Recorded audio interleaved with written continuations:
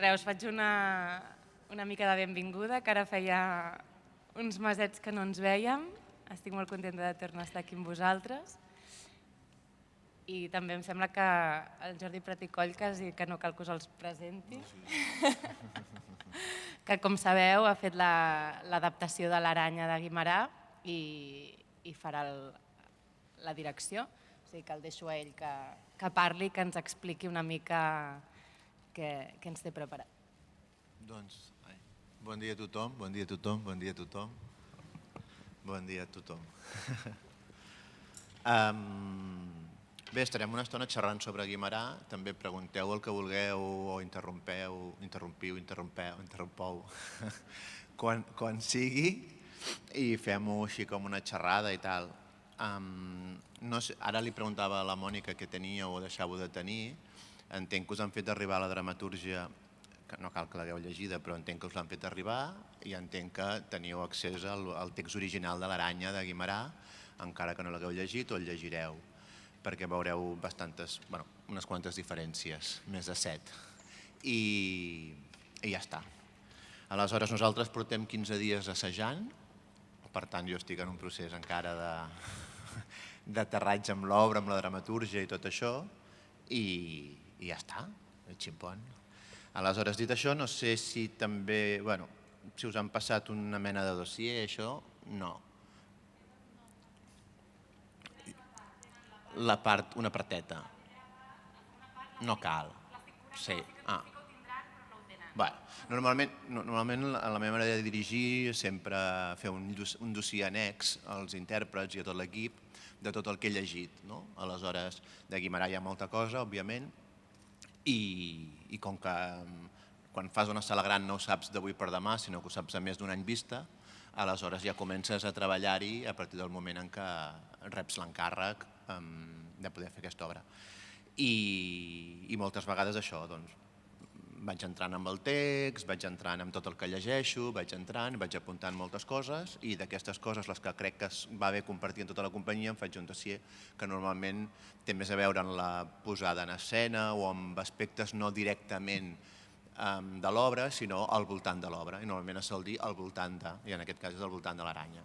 I normalment és intern, però aquest últim ha corregut una mica més i dic, si vol córrer, que corri.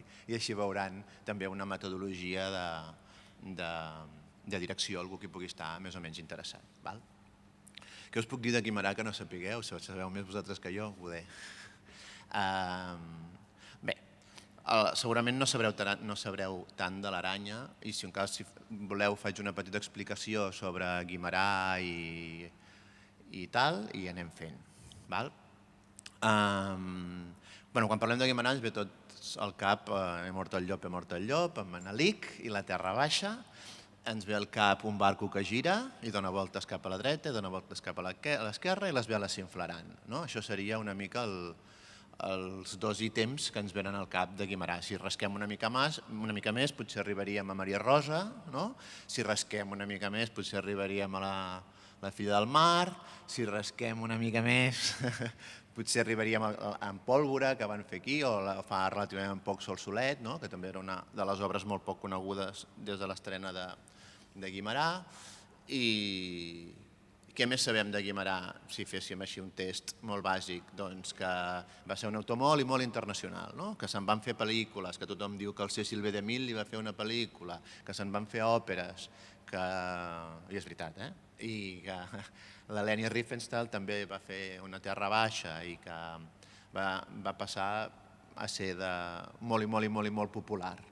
Tan popular com pugui ser-ho Ibsen en el seu temps, que és coetani de Guimerà, tan popular com pugui ser Strindberg. Per tant, estem parlant de literatures que no són la francesa, que no són l'alemanya, que no són l'espanyola, sinó literatures una mica més, podríem dir, de llengües minoritàries, però en canvi arriben a tot el món. Es comptabilitzen més de 200 representacions d'Àngel Guimerà als Estats Units, perquè veiem l'envergadura del personatge en el seu moment, en una època que no és com ara, que pots clicar a internet i buscar coses, sinó que realment el pas és perquè veieu la bestialitat del personatge i del moment. Si anem més ja a un territori més localet, més Barcelona, per dir-ho en plata. Ell arriba, sabeu que és nascut a Santa Cruz de Tenerife, per una circumstància pel·liculera, no? En el sentit de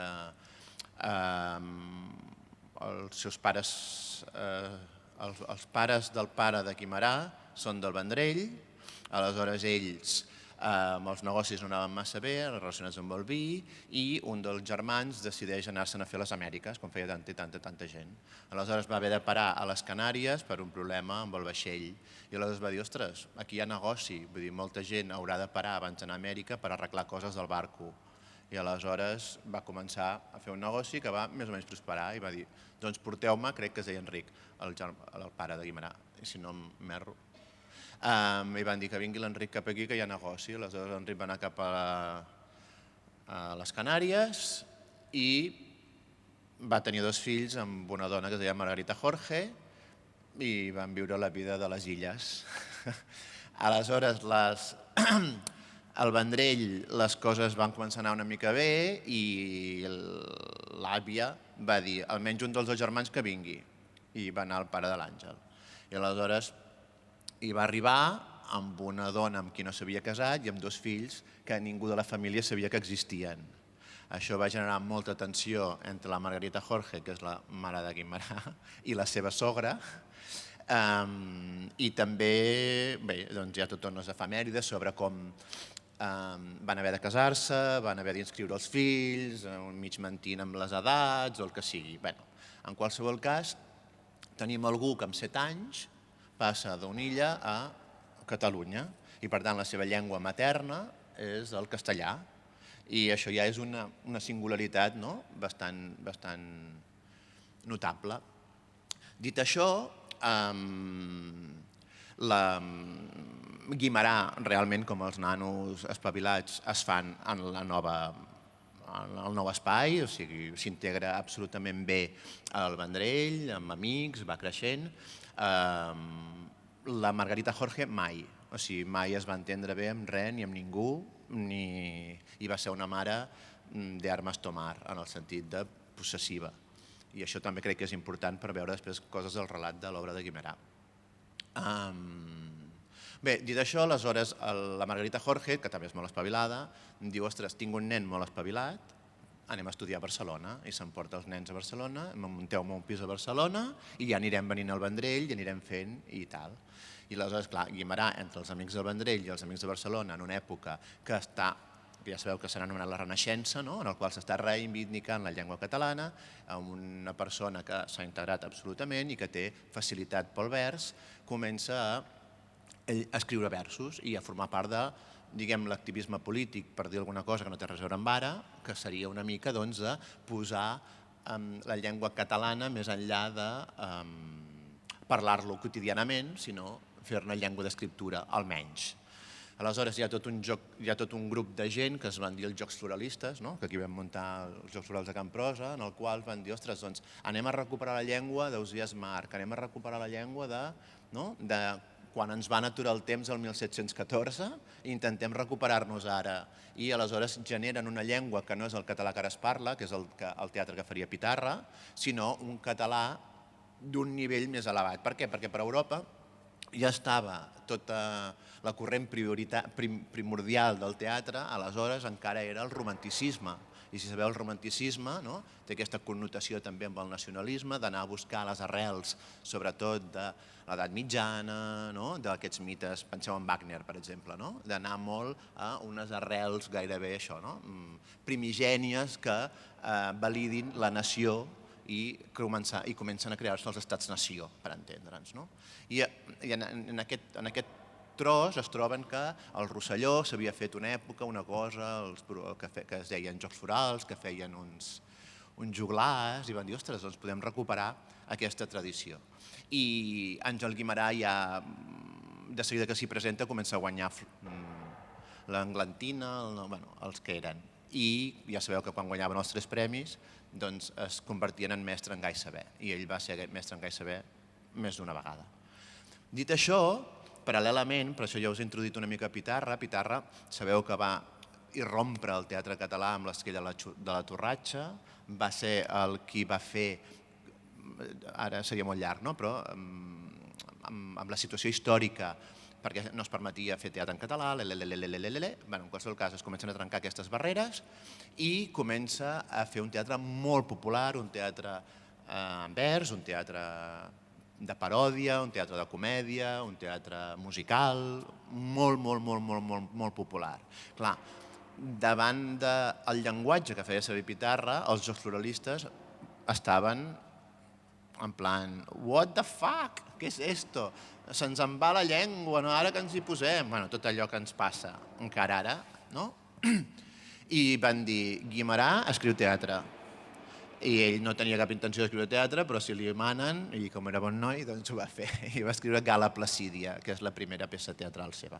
En vers, el que sí farà és passar de l'heptasíl·lab al decasíl·lab, i això és, podem dir, una innovació, en el sentit que l'heptasíl·lab és un vers molt ràpid i per tant s'assembla molt a la parla, i en canvi el decasíl·lab, que també farà servir Segarra més endavant, permet que els personatges es puguin esplaiar més emocionalment. Tenim un vers més llarg, no? I en aquest sentit ajuda a crear uns personatges més complexes. I aleshores, Gala Placídia no diríem que és un intent fallit, però òbviament algú que no fa teatre fins que no es posa l'obra dalt de l'escenari no veiem si funciona o no funciona. Per això el teatre realment no s'acaba en l'escriptura, sinó que s'acaba dalt de l'escenari.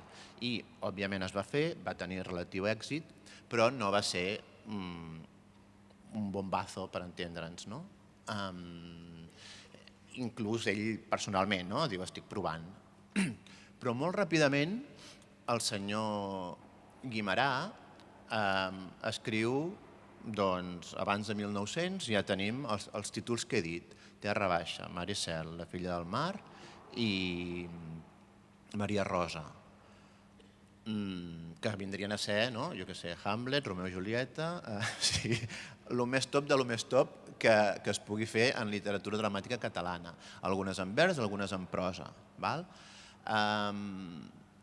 I té molt d'èxit. Ell fa un romanticisme tardà, o sigui, ja quan estem entrant en el realisme, en el simbolisme, ja comencen a canviar, ell encara agafa, com que anem una mica més tard, o dislocats en el temps, no seria tard,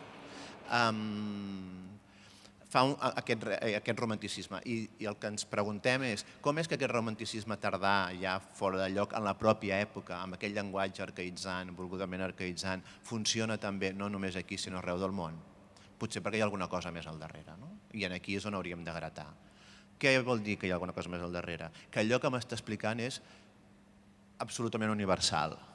Allò que m'està explicant, les trames que està fent servir, els personatges que està fent servir, ens està parlant d'alguna cosa que va més enllà del costumisme, que segurament és, i ja ens agafem a Manelic, la lluita entre el bé i el mal, entre si l'home és bo per naturalesa o no, que ell ho exemplifica molt bé amb la terra alta i la terra baixa. Guimerà gairebé sempre serà això, un triangle amorós en el qual la persona, l'infant, la dona, el pagès, amb totes les virtuts per poder ser bo, alguna cosa el corromp, que sigui la ciutat, que sigui la gelosia, que sigui... I aquesta corrupció del propi esperit és el que fa que Guimerà sigui vigent com Shakespeare avui en dia. L'altra cosa és si s'ha de polir més o menys, l'anècdota, el no sé què, però ara estem en el que diríem l'essència, la seva essencialitat. Ell arriba a Shakespeare per l'òpera. Ja sabeu que a Barcelona hi havia aquesta trifulca entre el Principal i el Liceu, però ja el Liceu és el teatre plenament consolidat i les òperes de Verdi, de Puccini, que fan referència a Shakespeare, Macbeth, Othello, ell primer arriba i per tant encara és més melodramàtic, com si diguéssim. Però el que ja es fixa en Shakespeare sobretot són en aquests personatges que també seran tant de Guimerà, que és enamorar-se de qui no convé, la sensibilitat del pària, la sensibilitat d'aquell que no forma part d'allò que s'hauria i estaria establert, i va funcionant d'alguna manera amb això. Però Guimarà és moltes més coses. Per exemple, abans us he dit també que estava en un moment que el simbolisme és important. No es pot entendre Guimarà sense tot allò que és simbòlic. Val? La sang apareix contínuament en Guimarà. Val? Penseu que aleshores, ja sabeu que a mi m'agrada parlar en marrano, però és així. Fins aleshores es pensava que l'esperma passava pels testicles perquè era una sang que quedava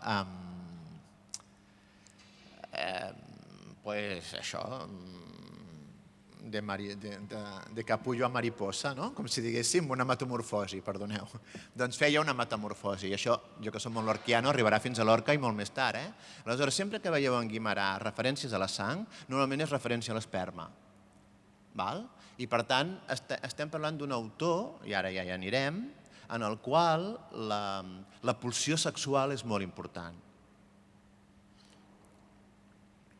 I troba en tota la seva obra elements com puguin ser el ganivet, com puguin ser l'agulla que li treu del peu a Maria Rosa quan està aixafant el vi. Tot allò és pornografia en estat pur.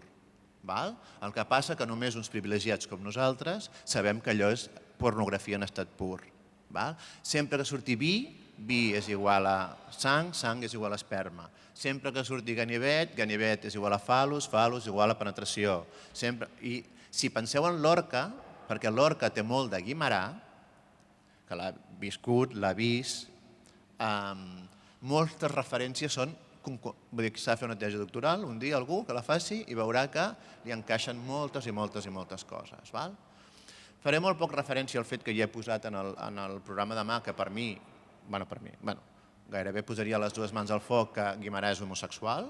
Aleshores, si llegiu un llibre petitet de l'Albertí i l'Alberta Ribes, que es diu Guimarà home símbol, ells han trobat una sèrie de cartes que estan a la Biblioteca de Catalunya en el qual es fa referència d'escriptures entre, primer, un company seu, el Vendrell, que se'ls va de les mans la relació amorosa i un dels dos decideix anar-se'n a França a fer-se capellà i continuaran escrivint.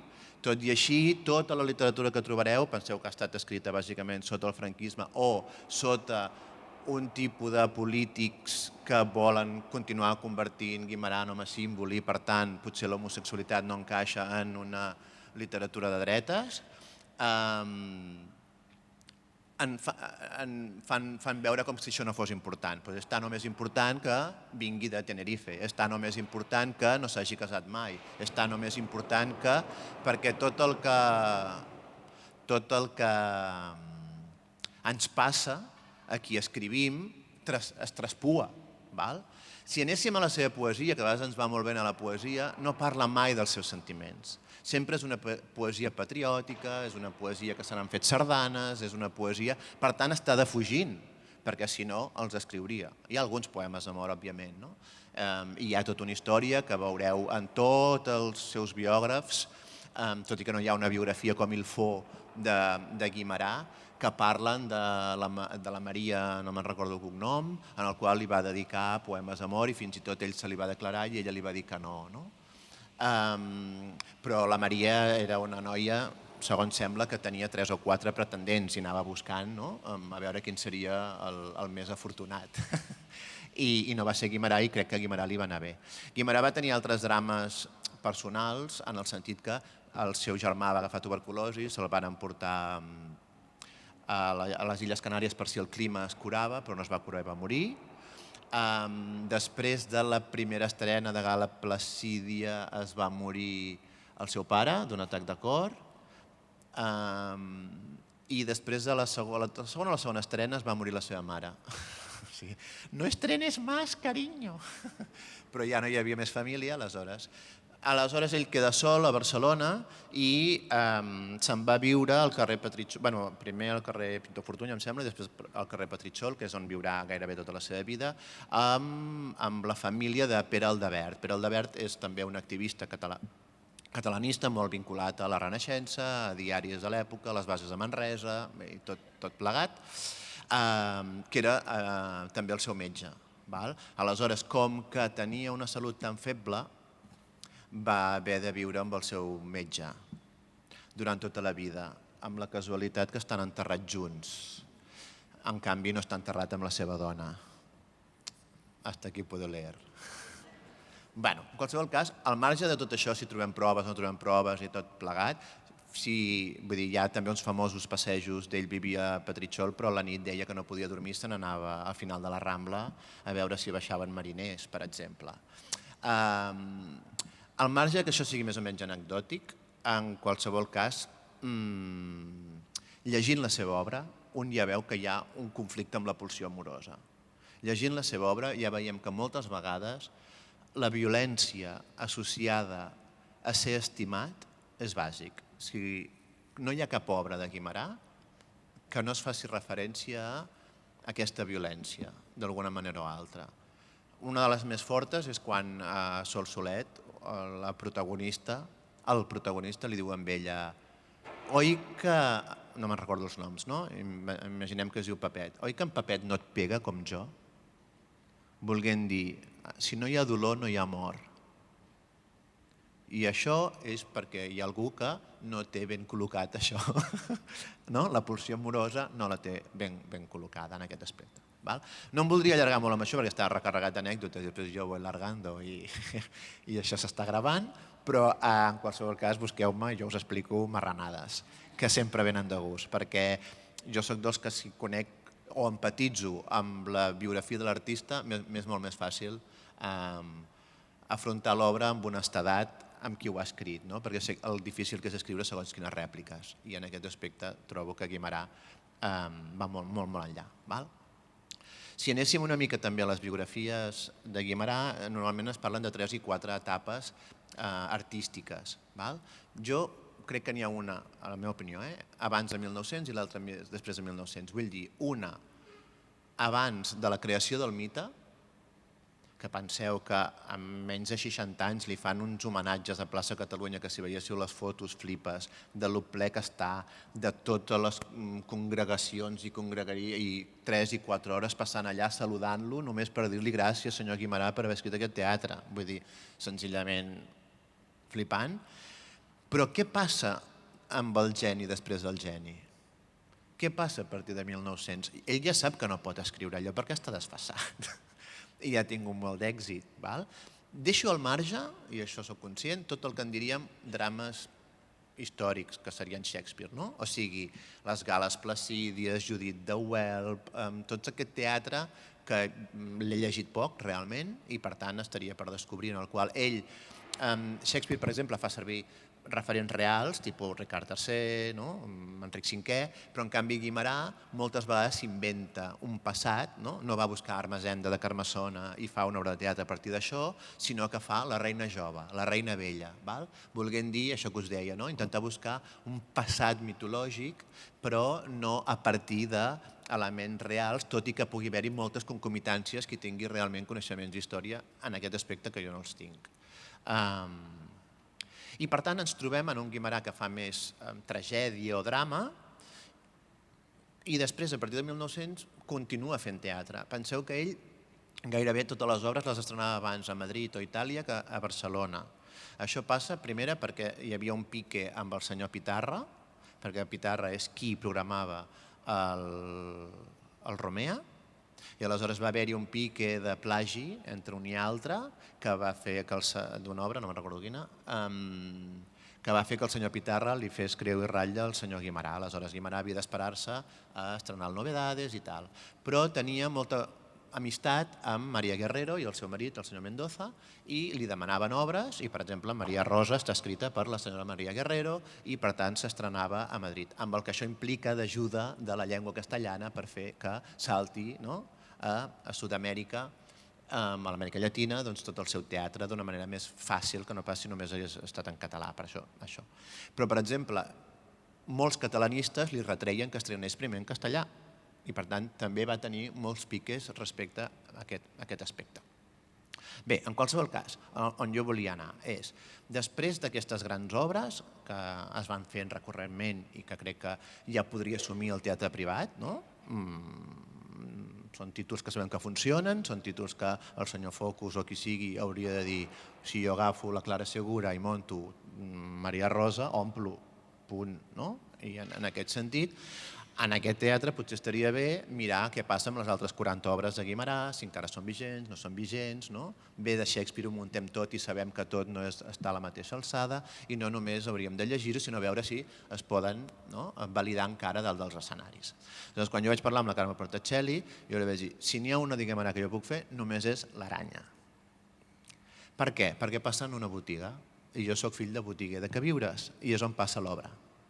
Aleshores, la historieta la podem resumir, o sigui, són dos personatges, la Gasparona i Emperador, que venen de poble i succeeixen una botiga de queviures, sobretot el personatge d'ella, perquè ell a hores condueix un tramvia,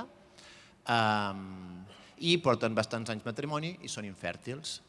Per tant, podem dir que l'Aranya és la Yerma catalana abans de Yerma i, per tant, hi ha alguna cosa amb allò que dèiem de els que som homosexuals, almenys fins fa uns anys, no podem tenir descendència, no podem tenir fills. Aleshores, què fem de la nostra vida? Té sentit treballar si no tinc descendència? Això ha passat pel cap de Guimarà sense cap mena de dubte a l'hora d'escriure aquesta obra. Si no, hagués triat una altra anècdota. I per tant tenim la pressió social que encara sentiu les dones sobretot, o la gent casada, quan t'hi posaràs, se t'està passant l'arròs, no sé quantos, i la pressió social, el fet d'aquest instint de maternitat, instint de paternitat, que aquí és molt bèstia, perquè sembla que és més fort en el personatge de Perató que en el personatge de Gasparona, aquesta paternitat. A partir d'aquí tenim dos i per tant ja sabem que a Guimarà hi ha un tercer, que en aquest cap és el jefe, de la botiga, que serà el dolent, per entendre'ns, i agafa una aliada, que és la Isabel, per crear una trama, per fer que hi hagi una infidelitat i, al final, com a terra baixa, d'alguna manera, els dos innocents decideixen deixar Barcelona i tornar al poble. Això seria l'anècdota de l'Aranya, però això no és el que explicarem a la Sala Gran del Teatre Nacional de Catalunya, perquè la meitat és Aranya i la meitat és Prat i Coll. Aleshores, dit això, els meus pares són d'Orriols i Camallera, dos poblets de l'Empordà. Aleshores, el meu pare és fadristern, que vol dir que no és l'hereu, i per tant el meu avi li va dir busca't la vida perquè no ets l'hereu i per tant no treballaràs a pagès. La meva mare eren 5 germans, absolutament criats, els dos són de l'any 40, criats absolutament en el que és la postguerra i s'havien de buscar la vida, ja ho sabeu, primer amb targetes de racionament, El meu pare va anar a l'Àfrica a fer la mili, perquè aleshores Àfrica Occidental era territori espanyol, i ell va estar més d'un any i mig a la Llun, o sigui, el treus d'Orriols i el portes al costat dels bereberes a fer la mili, i quan va tornar de la mili el que tocava era casar-se, però no tenien on caure morts. Aleshores a Girona hi havia una gent que es traspassava el negoci, que era una botiga de coviures. Aleshores li van dir a la meva mare, vés a mirar si aquí podem ficar el nas. Llavors van allà i va dir, doncs no està mal. I aleshores es van casar i van anar a Girona a regentar aquest negoci. Fins aquí és clavat el primer acte de Guimarà, perquè els meus pares no tenien fills. La meva mare tenia, que no és el cas del personatge de la Gasparona, tenia un problema d'úter i creixien els nens, però s'ofegaven i morien, i va tenir 2 avortaments, un amb 5 i l'altre amb 7 mesos. I els va fer decidir de no passar més per aquest trauma i de treballar sense tenir fills. Fins que un dia van dir, tornem-ho a provar, li van fer uns arreglos a la seva manera, va néixer el meu germà i després jo. Aleshores, per tant, aquest primer acte és carrer Lorenzana amb Juli Garreta, el negoci que es deia Alimentació M. Prat, i ho passo l'any 68. Perquè podria fer el 65, que és quan hi van anar els meus pares, però crec que el 68 té com unes ressonàncies, no?, de maig de 68, té un algo. És que el 1908, que és quan es va estrenar l'obra, em queia molt lluny, com per fer aquesta obra costumista. és una obra costumista, que és un drama, per tant no és tragèdia, però en molts moments sembla realment tragèdia i sembla que acabarà en tragèdia però acabarà en drama, perquè no hi ha assassinat, aquesta és la diferència. Com que no hi ha assassinat al final, no és tragèdia, sinó que és drama. Penseu que Ibsen ho està patant, en aquest sentit, i hi ha moltes referències a aquesta obra, tant d'Otelo, de manera encoberta, per tant, com a través de personatges amb l'esperit de Iago, que és fer mal per fer mal, omplir l'orella a la gent perquè es vagi menjant el tarro i comenci a crear obsessions, no? I alimentar-les, com de Casa de nines, d'Ibsen, no? El que passa és que ell no s'atreveix a anar més enllà perquè la societat catalana és la que és. Però bueno, jo sí que he intentat anar una mica més enllà. Per tant, tot això vaig decidir que passaria a Girona el 1968. Primera cosa que havia de fer, passar un gironí. Ell feia costumisme, per tant, no poden parlar. Aleshores, pobres els tinc, que la E no és així, que la O és tancada, que estem així, saps? I anar fent. Hi ha molt repartiment gironí, però realment jo soc de Girona, no parlo com el meu pare, ni com els meus... No, vull dir, ja soc un híbrid, com els porcs senglars. Coses que hem fet, doncs, per exemple, la parella joveneta, que són de Granollers i de Sabadell, me'ls hem portat a Orriols amb els meus familiars, a un àpat, i allà amb la gravadora i anar mirant tot. Vull dir, l'Albert Oceller, que és qui fa el protagonista, i la Mima Riera, que és la protagonista, han anat a casa a conèixer els originals. Dic, això és més que Stanislavski. Et porto l'original. O sigui, aquí tens en Miquel i aquí tens la Rosa. Per què? L'altra operació que he fet ha sigut canviar els noms de tota l'obra. No es poden dir Gasparona i Tano al 1968. Es diuen Miquel, Rosa, Isabel, o sigui, he canviat tot, Josep, Maria, o sigui, noms quotidians, val? Pilar, els he canviat els noms, punt. I aleshores, clar, em fa gràcia perquè cada vegada que diuen Miquel, Rosa, són els meus pares que van dir, i tot això. I moltes anècdotes que han passat a la botiga, moltes anècdotes que ens han passat, per exemple, això mateix que us comentava de l'Emili, ho he posat a l'obra, perquè com que és costumisme, he dit, ostres, aquesta anècdota que és de 1908 no encaixa, em busco una de familiar versemblant, truco el pare, truco la mare, mirem fotos, i em van fer tota una mena d'immersió cap a aquella època, perquè jo vaig néixer al 75 i per tant ja estàvem a la reforma de la primera botiga, es va reformar dues vegades i per tant la primera jo no la vaig arribar a conèixer. Sí que les tenim en foto i aleshores anàvem preguntant, per exemple, coses extraordinàries, que és que tot es venia a granel, que és el que tornem ara, no? I per tant tothom anava amb la bossa del pa, amb l'ouera, amb els cistells, els envasos eren retornables, us en recordeu que portaves l'envàs i et donaven el duro i ara et diuen tira-la no sé on, però si ja tot era així.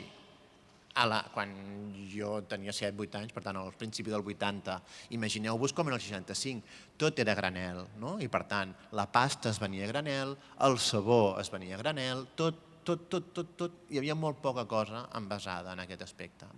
I per tant, quan els explicava a la gent del Nacional, aniré per aquí, diuen, oh, quin exercici de nostàlgia.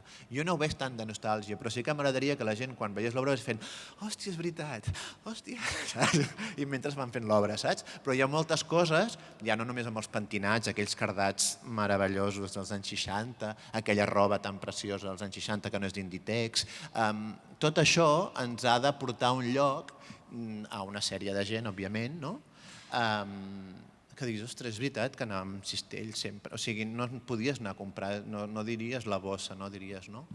La màquina de comptar és la de la botiga del 1965, la bàscula és la de la botiga, perquè encara la conservem, i per tant l'hem agafat i l'hem portat, i per tant, com us podeu imaginar, hi ha molt de mi en aquest aspecte, no? En el sentit de connexió emocional amb tot allò que s'està explicant, i amb la ciutat de Girona. Perquè, per exemple, a Girona, al costat de Correus hi havia una fàbrica de llet que era la llet de la Central amb les seves vaques i quan faltava llet jo agafava la carretilla i anava allà, anava a buscar llet i em portava. Aquí es fa referència de tinc en Miquel que ha anat a buscar llet de la Central o vés-te a mirar si estàs embarassada perquè per això ens van fer del Montepío. Això només ho pot saber la gent de Girona, que és una mútua gironina que es va fer just des de l'època i es va fer en aquell moment. Clar, aquest costumisme l'he volgut ficar. Encara que tu no siguis a Girona, veuràs que tot allò pot ser la teva Manresa, la teva Sabadell, la teva, no sé, no? Totes aquestes ciutats en aquest sentit. Aleshores, el primer acte és canviar els noms i van apareixent clientes i clients i costumisme, allò que fas, i ja està, amb els seus conflictes. El conflicte és bàsicament que ells dos no tenen fills, que en Miquel, ara ja parlaré d'en Miquel, no parlaré d'Emperador, en Miquel està... Penseu que la botiga estava al costat d'un col·legi que es diu el Col·legi Verd, i per tant tot el so del pati del col·legi entra a la botiga, i quan no tens fills això és molt fort. Jo, quan era petit, quan sentia la sirena del col·legi, anava al col·legi. Però mentre, fins aleshores, també hi havia l'escola Badruna, les carmelites, també molt a prop, i aleshores entre les carmelites i el Col·legi Verd, que era un col·legi públic, venien a fer el bocata o a comprar el bollicao a casa, i allò era tot criatures en aquella hora. I també en aquella mateixa Mansana hi ha dues clíniques, la clínica Bofill i la clínica Girona, saps? I per tant també ja ho teníem tot allà, tot a mà, i la Renfe a 2 minuts. Ho dic perquè tot això es fa referència a l'obra d'alguna manera, perquè ella creu que està embarassada per tercera, quarta o cinquena vegada per il·lusionar-lo amb ell, i de seguida se'n va a la clínica a mirar si... Però això ja està aquí, vull dir que no m'he inventat res, però l'únic que he fet ha sigut canviar l'època.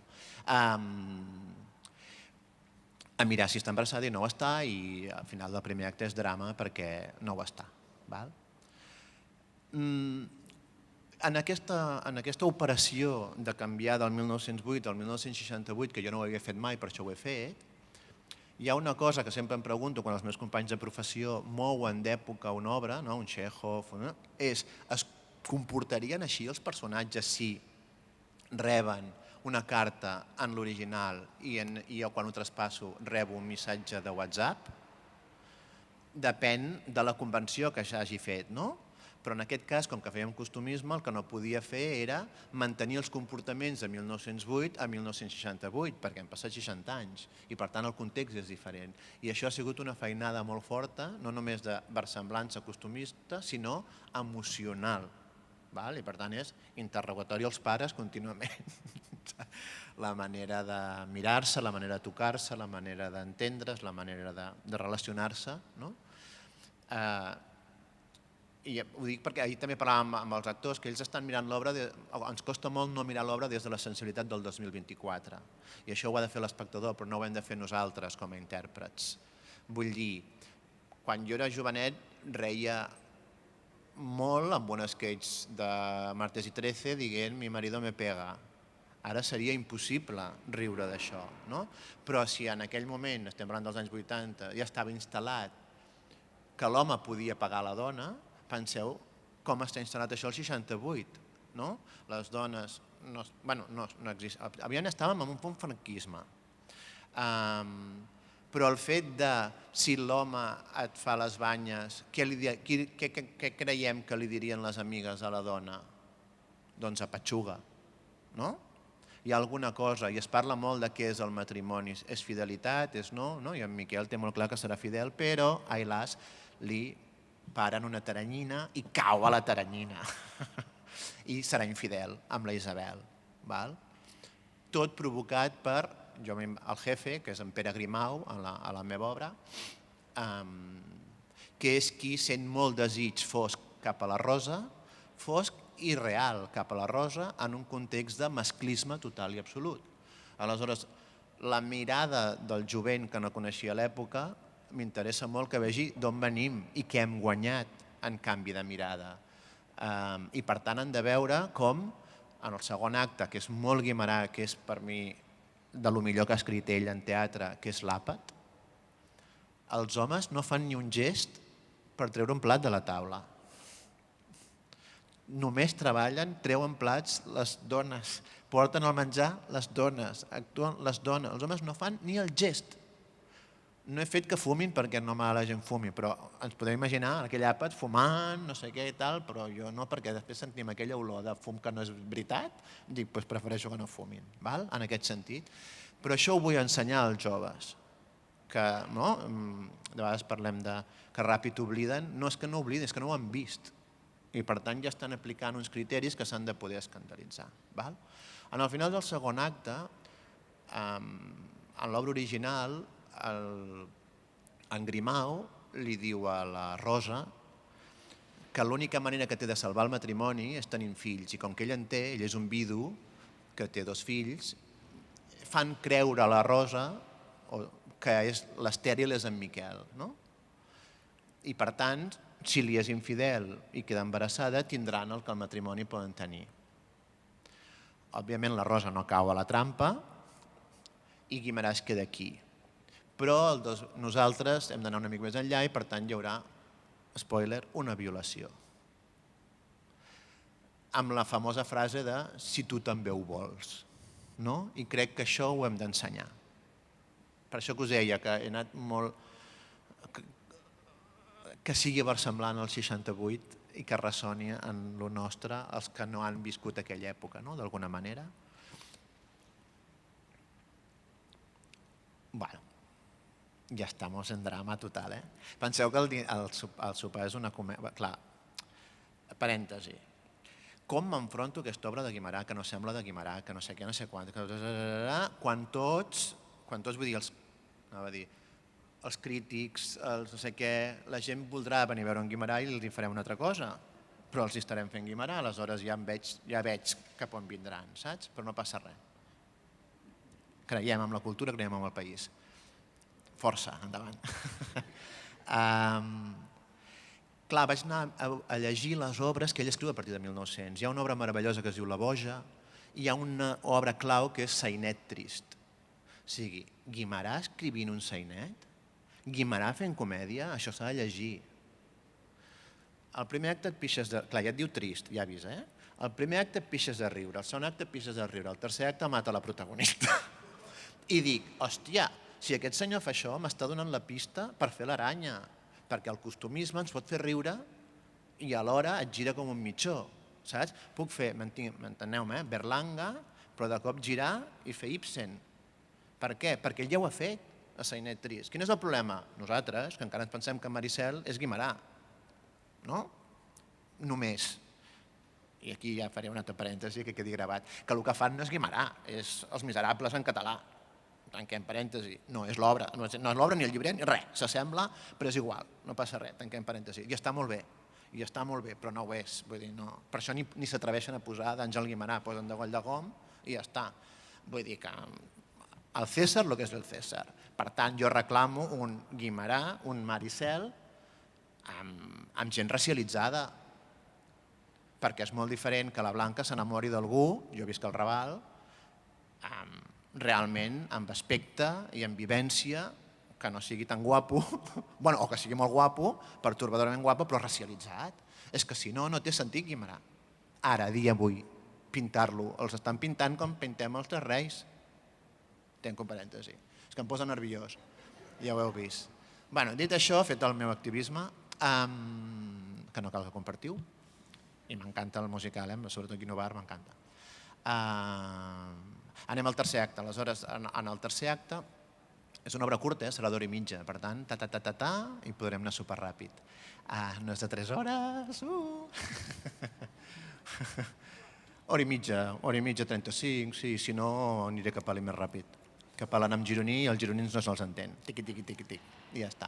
El tercer acte no, el tercer acte després de la violació és l'endemà, i això és molt Ibsen, perquè realment és naturalisme pur i dur. O sigui, és just l'endemà de la violació, sabem que en Miquel li ha sigut infidel a la Rosa i hi ha la conversa. Aleshores, la conversa, com que vindrà la Isabel en l'original, per això us parlo d'Otelo, el Guimarà fa portar un mocador, que és el Iago, que porta el mocador per dir aquí tens la prova de la infidelitat. Jo pensava, al 68 no portaràs un mocador i porta una cadeneta d'or amb la creu, saps? I tal. I aleshores li porta una cadeneta d'or que s'ha deixat ahir, que l'he trobat pel carrer, diu una mentida d'aquestes, però volent-li dir ja me l'he fet, saps? I aleshores en Miquel té l'oportunitat de ser sincer, però com tots els homes heteros d'ara i de l'època, el primer que fan és no és veritat. la segona, li dona una segona oportunitat i diu, no és veritat. Aleshores apareix en Grimau, toma. I aleshores Grimau, clar, vol saber què se sap. I en aquí, o sigui, Guimerà és brutal en aquest aspecte perquè saps, com a espectador tenim més informació que els personatges, o tenim la informació que té cada personatge, perquè alguns saben, com la veïna Pilar, que li ha sigut infidel, però ningú sap de la violació, només el Grimau. I aleshores, de vegades, quan hi ha el Grimau en aquesta conversa, no sap si estan parlant d'una cosa o de l'altra, no? I què suposa o una infidelitat o una violació, que no té res a veure, bueno, no té res a veure, perquè una és volguda i l'altra no ho és, no? En aquest aspecte. Tot i així, posant-nos en l'imaginari de l'època, no cap a la Rosa no fer pinya amb en Miquel. Contínuament al llarg de l'obra es parla, ja us deia, es parla de que ells dos són una pinya i que si no tenen fills s'abraçaran ells mateixos, o sigui, que el matrimoni es compromís amb l'altre. Tot i així, en Miquel ha caigut a la taranyina. Aleshores, en Grimau fa un cop d'efecte perquè la Rosa diu ens n'anem d'aquí. I diu, mireu, en comptes del sou que té la Rosa, el que farem serà, al final de l'any, els guanys de la botiga, la meitat per vosaltres, la meitat per mi. Clar, en Miquel, que venen de pobres, diu, ostres, anem per ricatxos. Per tant, perquè ell no treballa gaire, ell ha fet que treballava a la Teissa per hores, saps? Com que no hi havia tramvies, doncs Teissa, i ja està. Clar, aleshores se li gira el món, no? Que això també és molt català en el sentit d'un cop tenim els diners, encara que no els lluïm, ja estem salvats, no? Tenim la vida coberta, perquè la Rosa treballarà a la botiga i al final de l'any tindrem uns guanys i per tant viurem molt més bé que no pas el que vivíem. I aleshores li explica això a la Rosa, mira, que en Grimau diu que ens guanyarem. I la Rosa en aquell moment ho veu claríssim, entre que tu no reconeixis la infidelitat i la que està preparant per repetir el que ha fet, i aquí sí que he agafat la nora de casa de nines, diu, que això ja ho diu Guimerà, que diu la mateixa frase, diu, ara sí m'ha caigut la bena dels ulls. I diu, me'n vaig. Ho deixo. O sigui, no és com terra baixa que se'n van els dos, sinó que se'n va ella. I diu literalment, no em seguiu. M'heu fet viure la vida que jo no volia viure, que no sé si volia viure. I se'n va. Bravo! Esta mi Rosa! Aleshores, queden els mascles i fan una mica un homenatge a Jamón Jamón i s'hostien, no? Què poden fer dos mascles si una dona marxa? Doncs hostiar-se. I semblaria que Grimau mor, però Guimerà diu que apareixen els fills perquè els fills li han de venir, que els té la seva germana cuidant-los, però com que hi ha hagut una passa, hi havia moltes passes, ja sabeu que Barcelona és la ciutat que cada còlera el 33% de la població moria, com que estava emmurallada i era absolutament insalubre. Una mena de Covid, aleshores els encoloma els fills, i els fills apareixen, i el fet que apareixin els fills fa que en Miquel no assassini, per tant, no és tragèdia, sinó drama. Deixa viu en el Grimau, i el Grimau aprofita per escapar-se, i Miquel queda sol, i s'acaba l'obra. Ja està. Ximpón. Hi ha més coses. O sigui, una cosa que veureu és, ja sabeu que a mi m'agrada molt l'imaginari musical català i està ple de referències a cançons com La Mare de Déu, El General Bum Bum, el Juli Bermeo Com t'has quedat, contínuament les 3, 2, 1 pometa, les 4 pometes, les 3 pometes, les 2 pometes, tot això per fer, ai, per què ja no cantem aquestes cançons? Ai, las. Algunes les tenim gravades amb l'Orfeó Català, amb el cor infantil i amb el cor de joves, perquè no els podia tenir en directe i els hem gravat.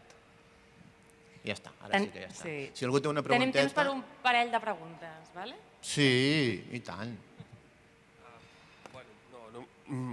Només volia fer una pregunta, que és que, just ahir em vaig llegir el text adaptat i ara tinc el dubte, perquè no el tinc aquí davant, si a l'escena, a l'acte tercer, escena setena, clar, si el mantens, aquesta rèplica, diguéssim, quan diu si no podem abraçar els nostres fillets, ens abraçarem nosaltres mateixos, que en nosaltres hi són, que trobo que és importantíssim. I és i no hi és, que nosaltres hi són no crec, És que no ha arribat al 3, tot just vam començar ahir. Val. No, és per saber que si hi és o no hi és, perquè si hi és, al final que canvies, trobo que seria una mica incongruent una cosa i l'altra. Jo crec que diu, si no ens abraçarem nosaltres mateixos, però crec que nosaltres hi són no hi és, perquè em sembla de culebron. Bueno, clar, és de culebron total, però llavors al final... Bueno. Crec que no hi és, si no te'l trauré per tu. Vale. Ara no. És que potser no... No, evidentment és molt sentimental. A les 7 has dit, no? A l'escena 7? A les 7, sí. És a dir, que assumeixen la infertilitat, sembla... Clar, és que han anat canviant moltes coses de trama, per exemple, el Blai i la no sé què, no són matrimoni, he fet un fill i una mare, perquè ja estava fart de matrimonis. Hi ha el matrimoni jove, que fan Pasqua abans de Rams, hi ha el matrimoni vell, que han perdut 3 criatures i que es dediquen a pagar-se tot el dia, i una a cuidar ocells i l'altra a cuidar gats. Hi ha en Grimau, que és vidu amb 2 criatures, i ja em sobraven tants matrimonis. I aleshores el que he fet ha sigut fer uns personatges que es diuen Emília i Ramonet, que l'Emília ha tingut 8 fills i en Ramonet és el tercer. I em venia de gust, sempre em ve de gust, o sigui, visibilitzar, i en aquest cas tenim un noi que no té braç i ho està fent de puta mare, i en aquest sentit, doncs, això, no? Treballar altres realitats, i em va molt bé per fer xistes. Hi ha molts xistes d'Eurovisió, ja sabeu que els que... Home, el 68 va guanyar la Maciel, aleshores s'ha de fer referència d'alguna manera. Aleshores fa referència sobre si en el Serrat el deixaran cantar en català o no a Eurovisió, perquè hi va haver aquella polèmica. I també es canta una mica del Poupée de Cire del 65 que va guanyar, exacte, al primer acte, perquè l'Isabel, que és de Barcelona, és dolenta, ve de Barcelona. Sí, ja ho veureu. És difícil, no dic, o sigui, és meravellosa, però és difícil trobar-li l'equilibri. Estem anant-hi. Alguna altra pregunta? Sí. APM? Ara et busco les pessigolles. Sí. Què creus? És ficció això que et demano, Què creus que hauria passat si haguessis posat en escena tal qual l'aranya sense fer la teva intervenció? Jo no l'hauria dirigida. O sigui, no sé què hauria passat. Jo soc un director, ja ho sabeu, que si no ressona alguna cosa amb mi, jo no soc d'ofici. O ressona amb mi o no m'hi poso, perquè és un desgast. Jo porto... Nadal passat vaig no fer res de Nadal, vaig estar tancat només amb l'aranya, perquè havia de fer els criminals. O sigui, realment, porto més d'un any i jo ho agafo... O sigui, el bonic dels clàssics, és el que us deia abans amb Shakespeare, és que qui la vulgui llegir està publicada, llegiu-la. Aleshores, llegida és una cosa i després els que fem teatre parlem a la nostra audiència. Jo parlo des de mi, no és el que tu voldries veure, em sap greu. Jo miro pel·lis de l'Almodóvar que no m'agraden, no? I vaig encara a veure perquè sé que m'interessa o m'han interessat molt, el que sigui, no? O sigui, hi ha gent que m'interessa, encara que s'equivoqui, però m'interessa perquè sé que em donaran una mirada. I els clàssics, si me'ls vull llegir i estan publicats, doncs ja te'l llegeixes a casa tranquil·lament i et muntes la teva pel·lícula. Com diu la Kate Tempest, si no te gusta, hazlo tú. Ho diu en anglès. If you don't like it, do it yourself. I amb això? L'obra, jo espero que duri 1h35, com a molt. Si voleu aplaudir 50 minuts, doncs durarà 2h40. Bueno, amb tot això que dèieu de però has fet això, però has fet allò, però clar, parteix tot d'una anàlisi molt profunda de l'obra, que no és... Bueno, agafo 4 rèpliques de la funció, o sigui que ja ho veieu, que hi ha molta feina i molt rascar darrere. Moltíssimes gràcies. A vosaltres. Una cosa. Avui a la tarda es presenta un llibre meu, a la No Llegiu, que es diu Pensaments d'un home de teatre. No, ahora voy a hablar de mi libro.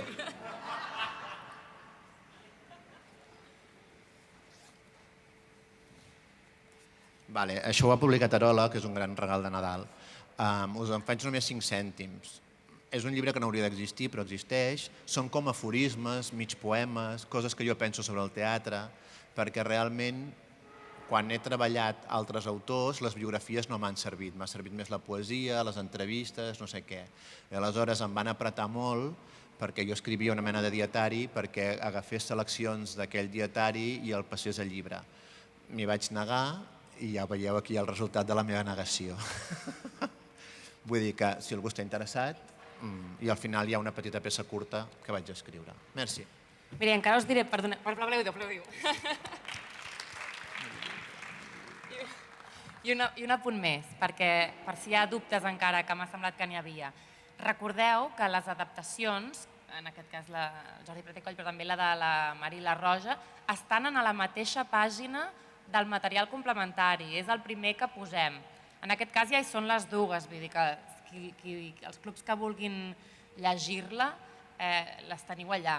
I després això que deia ell del dossier, normalment el que em passa és ho acabo de treballar una mica. Però veus aquí el meu pare a la botiga del 65. Això sí que hi és, la primera part, al voltant de, ja veureu que sí que hi és, que és la seva part personal, i després tot el que són més bibliografia ho estic polint una mica i ho tindreu la setmana que ve. Gràcies. Merci.